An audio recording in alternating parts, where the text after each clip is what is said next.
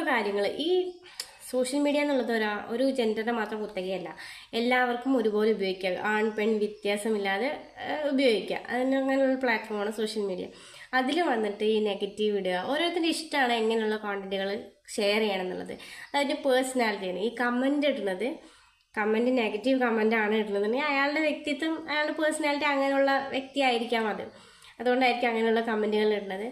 ഈ എന്തിൻ്റെ അടിസ്ഥാനത്തിൽ നിങ്ങൾ അതിനെ അങ്ങനത്തെ കമന്റിൽ വെളിപ്പെടുത്തുന്നത്? ഈ സോഷ്യൽ മീഡിയയിലായിക്കോട്ടെ പബ്ലിക്കിലായിക്കോട്ടെ ഒരു വീഡിയോ കാണുമ്പോൾ അവള് ശരിയല്ലടാ, എന്തിൻ്റെ നിങ്ങൾക്ക് അതിൻ്റെ പേഴ്സണലി അറിയും കൂടി ഉണ്ടാവില്ല. ഇനി ഞാനൊരു കാര്യം പറയട്ടെ. ഞാൻ എൻ്റെ ഇതേപോലെ സോഷ്യൽ മീഡിയ ആക്റ്റീവ് ആയിരിക്കാൻ വേണ്ടിയിട്ട് ഫേസ്ബുക്ക് ഓപ്പൺ ആക്കി ആദ്യം ഞാൻ എൻ്റെ ഫോട്ടോ പോസ്റ്റ് ചെയ്തിട്ടുണ്ടായിരുന്നു എൻ്റെ. പിന്നെ ഞാൻ വീഡിയോസിലൊന്നും എൻ്റെ ഫേസ് അധികം കാണാത്ത വീഡിയോസാണ്. ഞാൻ ഫോട്ടോ ആയിട്ട് റിമൂവ് ചെയ്തു കേട്ടോ. എന്നിട്ട് പോലും അതിൽ വരുന്ന മെസ്സേജുകളാണ് ഇതൊക്കെ. ഇവരെ ഞാൻ എന്ത് പേരിട്ട് വിളിക്കണം?